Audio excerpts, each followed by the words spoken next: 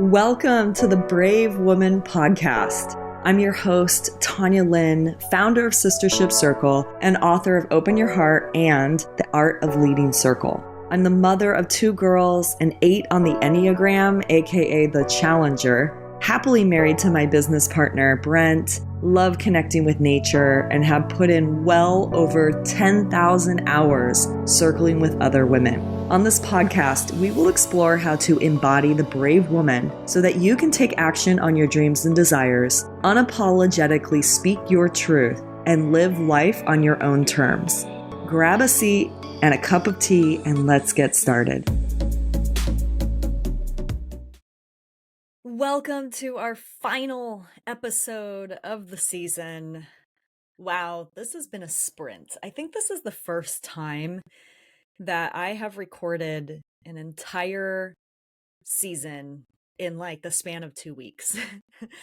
And I gotta say, this is how I want to do it going forward because it has just made everything so much easier to do all of the interviews and all the recordings on just like probably 3 or 4 days, and using AI, which has just been incredible to create the show notes.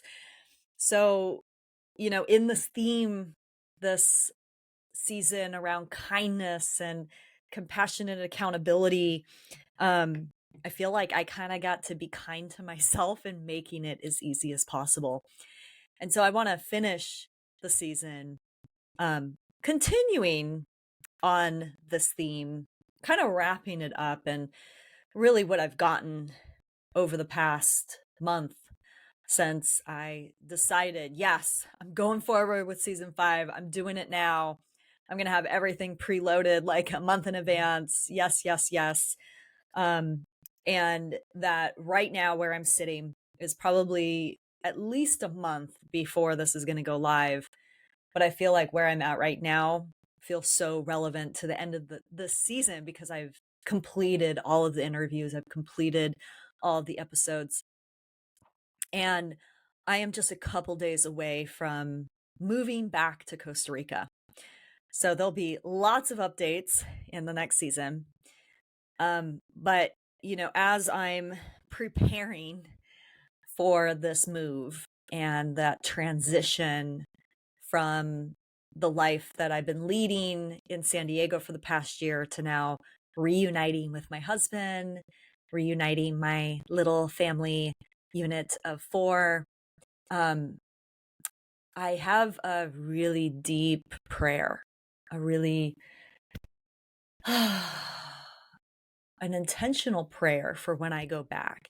And that is to stay in this energy of kindness and compassion.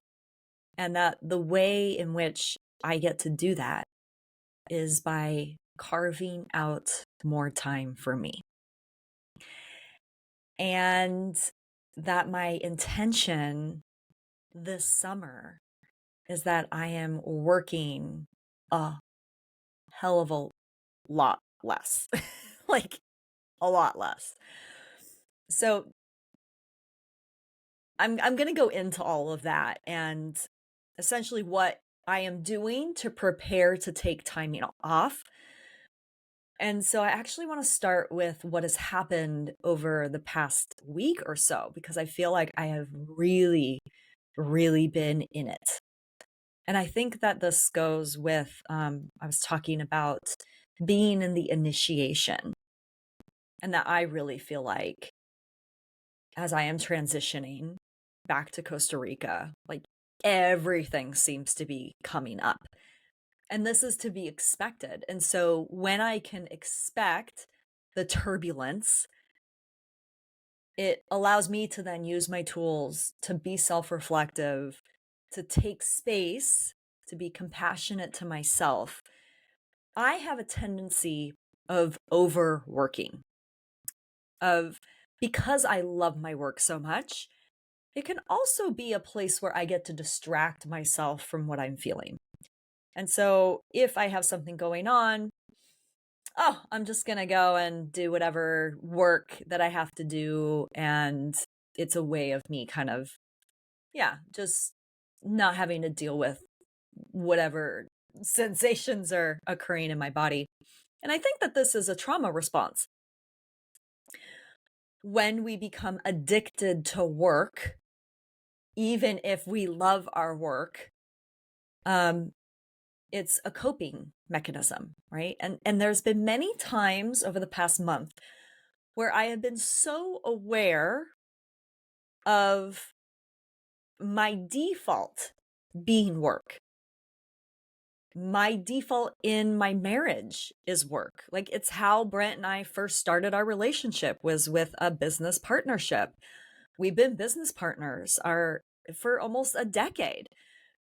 And so how easy it is for us to just default to talk about work, and how my days are always defaulted to, I'm going to work from the time I drop my kids off from school to the time that I pick them up, and how much of a conscious effort I have to make to set up a walk with a friend, or to go on a walk by myself, or to just sit outside for lunch and enjoy an hour doing nothing, or even just pick up a book in the middle of the day and read. Like, what else can actually fill my soul? And I have been so aware of my resistance to taking that time to nurture myself.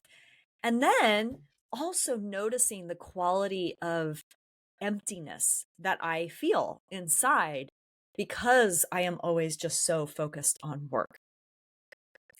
So, as part of this intention, I've had this intention for over a month of, I'm going to go back and I'm not going to work. I know that I'm going to be helping with the house that Brent has just built. I'm going to be spending time with my kids, blah, blah, blah, blah, blah. But in leading up to that, I have been working extra hard to prepare so that I can take this time off. Well, my body didn't like that so much. So in the past week, what has happened? My car starts making a really funny noise. I was going to drive up to my niece's, or Brent's niece, her graduation party in LA. That was not happening. Not happening. I had to take my car in to the shop for 2 days. The guy's like, you should not have been driving this car for the past 2 weeks. Like, your shots are shot. Your shocks are shot. The car just really was it was dangerous for me to be driving. And so it was almost like, again, slow down, Tanya. There's some maintenance that has to happen. Then what happens? 2 of my fillings fall out. Not just one filling comes out, 2 fillings come out. So here I am with these gaping holes in my teeth.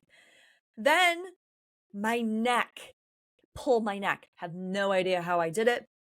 Excruciating pain, can barely even, it still hurts. It's been a week and it still hurts when I move it. So it's like one thing on top of the other. One thing on the top of the other. What's the message? The message is, Tanya, maintenance, number 1. Number 2 is slow down. You don't need to be sprinting right now. And so I got to take a step back. It's like, even with this podcast, I didn't need to start season 5. Now I got a hit that now is the time to do it. Just go for it. It was inspired action. I have loved the season. Again, it's been the easiest season that I've ever produced. Yeah, it's been a joy to create this season. But I added it on to an already full workload. And, we're trying to get all these things done, and I've added more work to my plate. So I just kind of had to think, like, what's going on? Why am I doing this? Again, like, really evaluating this addiction to producing more work. And even just my thoughts and my mind spinning with new ideas, new things that I want to create, the next book that I want to write. We've taken on, trying to do more on our social media channels because we just haven't. It's like I had to take all this stuff on. Meanwhile, my body's like, no. So it turns out teeth in Louise Hay's world I didn't look this up, but someone told me, so this is not fact verified, but it's related to anger. And that is what has come up over the last couple days. Is just this really deep anger. And anger comes up around what we value being compromised, boundaries being violated. And it's almost like I have violated my own boundary. And that this has been a theme in the couples counseling work that I've been doing with Brent is Tanya, she says to me, are you honoring your own boundary? Stop looking at Brent and the places where he might be stepping over your boundary. It's your boundary. Are you honoring your own boundary? No. So I've been mad at myself for just working myself into the ground. And it's like, this is such an old pattern. And again, going back to trauma response of here I am packing up to leave, super sad about leaving and going back to Costa Rica. Oh, anger is the first layer. Underneath that is the sadness. I'm using the work to distract myself from actually feeling the sadness and the grief of leaving my community here. Because this year, I've been thriving. I have been so connected and dialed in. I have loved the Waldorf school that my girls are going to. I've been having my monthly circles with women who've been circling with me for over a decade. I've been with my parents and had some really quality time with them. San Diego is my roots. It's my home. And last night, as I was laying with the girls, I was laying with Callie, and Summer just starts crying. And she's like, Mommy, Mommy. And just tears. And I'm like, oh, I'm laying here with Callie. Like, give me a break, But then when I went and laid with her, she said, I'm not crying about whatever. I'm crying because I'm sad. I don't want to go back to Costa Rica. And I'm like, baby, me too. I get it. Yeah, we have our friends here. We have our family here. It's really hard to go back. And so I can see that, this is something that I learned at a very young age. To work hard, to avoid how I'm really feeling. And I'm really feeling sad.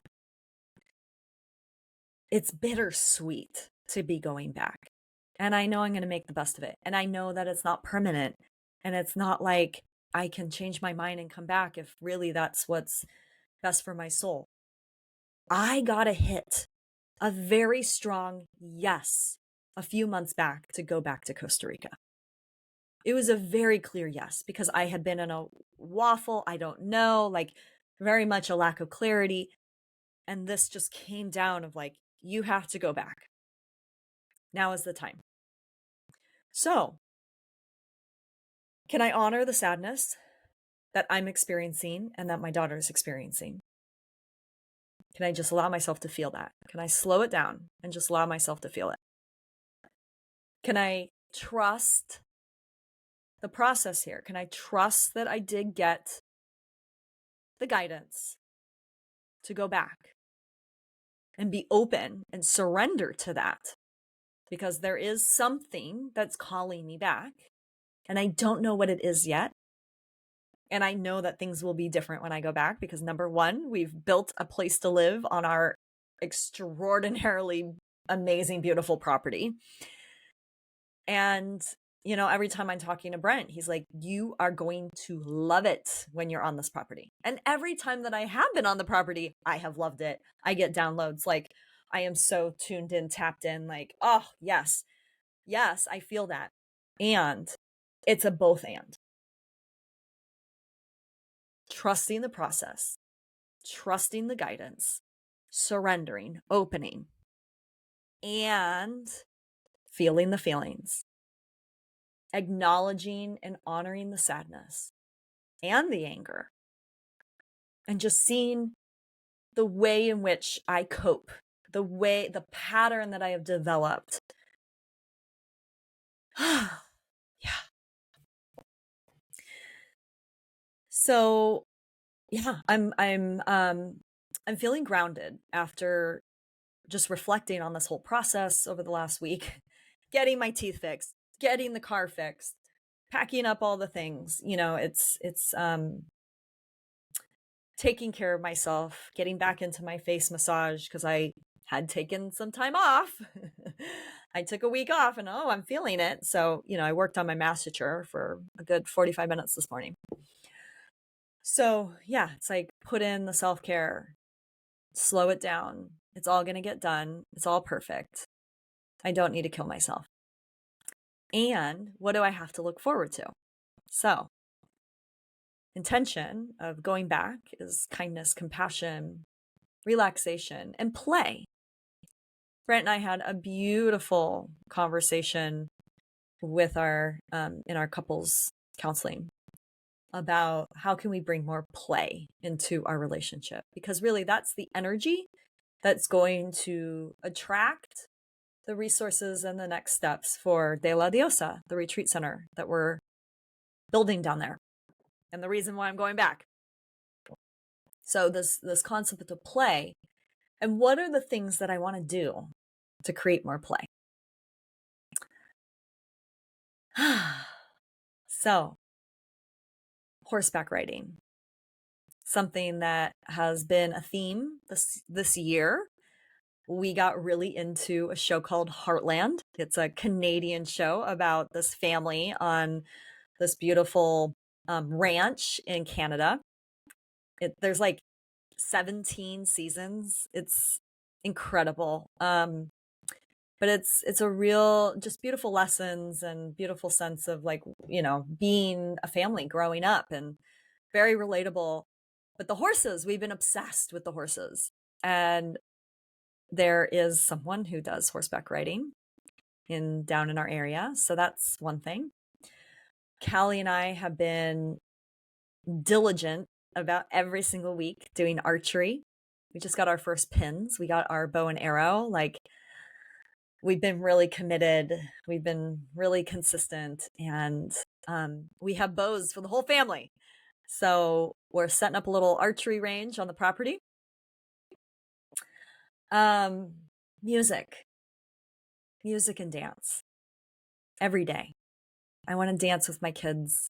I want to dance with my husband. I want to dance by myself. And Callie has learned 2 instruments this year, the violin and the recorder. And it's been incredible to watch the growth from the very first day that she picked up that violin and like literally having to plug my ears to now, well, not a year, but it's been 9 months, and that she could play these songs and it sounds great. So when I went to return her violin yesterday, I said, is there any chance I could bring this down to Costa Rica? He's like, yeah. I'm like, because in the contract that says don't take it out of country. He's like, yeah, that's kind of a, just little safety precaution so that people don't just like run away with the instruments, right? He's like, but I have even better news. Let me look up your account. So he looks up the account. He's like, you've already paid off half of this violin. So you only have $300 more to pay to buy this violin. And so what I can do for you is actually get you the next size up, because Callie's ready for the next size. And you have a credit to trade this in for free for the size after that. And then she should be at the adult size if she wants to continue. So I was like, oh my God, she has loved playing. She practices on her own without me saying anything. She'll go outside and have a little concert in the front yard. So I pick her up and I said, Callie, I have some really exciting news, but I need to know the truth from you. What? Do you want to continue playing the violin in Costa Rica? Tell me the truth. She's like, yes, without hesitation. I said, great. Well, you get to, because if you see in the back seat, we've got your violin. She was ecstatic. So, Brent's been learning the flute and she's been learning the violin, and just, like bringing music Music brings such joy to our lives. And I have signed up for a 10-day silent Vipassana retreat. Now, Vipassana came into my life in 2008 when I moved back from New York to San Diego. And my ex-boyfriend at the time did it right before I left. And his face physically looked different. I was so wowed by looking at his face and the softness that I was like, I want some of that. And so I had actually done Vipassana every year from 2008 to 2014. And I was there about a month before Callie was born. I had to get special permission because I was over their mark, like the time of when you should not be going. And so I was super pregnant, was treated like royalty, you know, special bed, special food, like all the things. But I haven't been back. And just a few months ago, I got that direct hit of this is the year to go back to Vipassana. Haven't felt that since, it's been 9 years. So I'm going to that, and I actually get to really take that time, 10 days of just being in silence. And talk about a nervous system reset. The vagus nerve gets to relax with silence. So I'm just feeling the excitement for that. Then we're going to be going camping as a family before Brent may or may not go to Burning Man this year. I don't know. But yeah, it's just a really beautiful summer that I get to look forward to. And I haven't really, my kids are older now. Like it feels like a very precious time to spend with them, to spend as a family, and to really take care of myself. So as I conclude this season, when you get this recording, I think I'm just getting out of Vipassana, so I'll be sure to, give the update during season 6. But yeah, I'm walking in, I'm completing this season with so much intention and gratitude that I went ahead and do it, but also just the lessons that I've gotten, the women who I got to interview and connect with, and that I get to step into some magic and surrender and open to the possibilities and excitement of this adventure. So thanks for listening as usual, and see you in the next season. You just listened to this show. I'd love for you to leave the Brave Woman podcast an honest review. Reviews help podcasts like this one grow, making it more possible for me to devote my time, energy, and money to its production. If you take a screenshot of your review and email it to support@sistershipcircle.com, we'll send you one of our archetype activations as a thank you gift. Thank you so much for your support. I really appreciate it.